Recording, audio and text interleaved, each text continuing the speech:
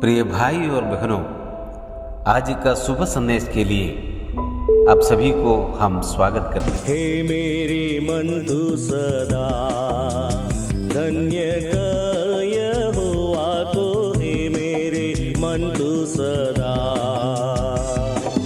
और जो कुछ मुझ में है उस पवित्र नाम को, और जो कुछ मुझ में है उस पवित्र नाम को धन्य कर स्तुति नित्य करता रहे। हे मेरे मन तू सदा धन्य कर यहोवा को, हे मेरे मन तू सदा। आज का संदेश परमेश्वर के दास नेल्सन थॉमस मुंबई से बांटा जाएगा।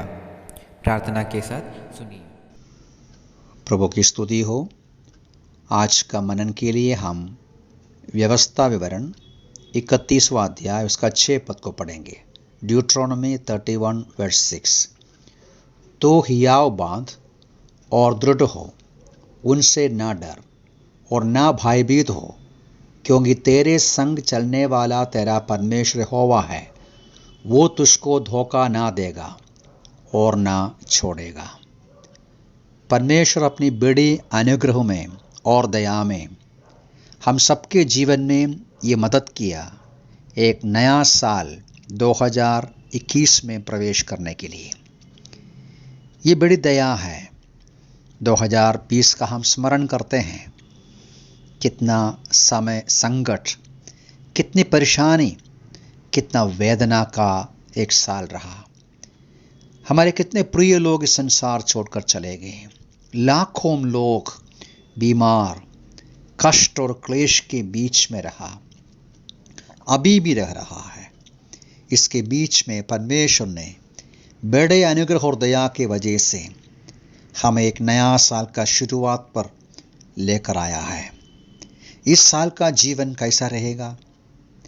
कुछ लोग कहते हैं कि और भी वेदनाजनक होगा, और भी बड़ी बीमारी का सामना करना पड़ेगा। आगे को देखते समय जरूर हम समझ में नहीं आएगा क्या होगा, लेकिन परमेश्वर का वचन मूसा के द्वारा हमें समझाते हैं, डरना नहीं, भयभीत नहीं होना। क्यों? परमेश्वर हमारे साथ है। मूसा करीबन 40 साल इस्राएलियों को चलाया। 120 उम्र का है वो। उनका मृत्यु समीप है। उन्हें मालूम है कि आगे इस्राएलियों को वो लेके जा नहीं सकता। इसलिए अपने लोगों को मजबूत करने को तसल्ली की बातें उनको सुनाते हैं। कहते हैं, तुम्हारा परमेश्वर यहोवा तुम्हारे आगे जाएगा। और नीचे फिर से वो कहता है, वो तुम्हारे आगे जाएगा, तुम्हारे साथ रहेगा। वो तुम्हें धोखा ना देगा, ना छोड़ेगा। इसलिए हिम्मत रखो, मत डरो। परमेश्वर की उपस्थिति, वो हमारे साथ है, वो सच्चाई हमारे मन में वास्तव में खुशी देते हैं, समाधान देते हैं, हिम्मत देते हैं। उत्तर भारत में हम लोग गांव-गांव में वचन सुनाते समय इस प्रकार का एक गाना गाता था। गाते हैं, बजाते हैं, खुशियां हम मनाते हैं, क्योंकि परमेश्वर हमारे साथ है। हाँ जरूर, जब परमेश्वर हमारे साथ है तो डर नहीं, निराशा नहीं, आशंकाएं चले जाएगा। हम गीत गा सकते हैं, खुशी मना सकते हैं। लेकिन सोचने की एक बात है। न्यायों के पुस्तक में हम ऐसा एक वचन पढ़ते हैं। परमेश्वर का दूत गिदोन से जब कहा, हे शूरवीर योद्धा, यहोवा तेरे साथ है, तब गिदोन उनसे पूछते हैं, हे मेरे प्रभु, यदि यहोवा हमारे साथ है तो फिर हमारे साथ यह सब क्यों हुआ है? न्यायों का पुस्तक में हम बार बार इस विषय को पढ़ते हैं।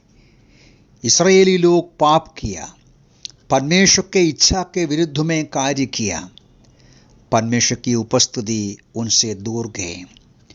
पूरा पवित्र शास्त्र वचन बाइबल हमें इस बात को सिखाता है, परमेश्वर हमेशा अपने लोगों के साथ रहकर उन्हें मदद करने के लिए, बलवंत करने के लिए, चलाने के लिए, सिखाने के लिए बहुत ही पसंद करते हैं।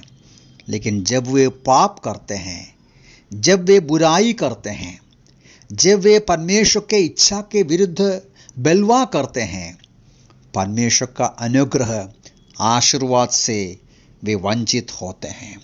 इस प्रकार का परिस्थिति है न्यायों का पुस्तक में गिदोन जो अनुभव करते हैं।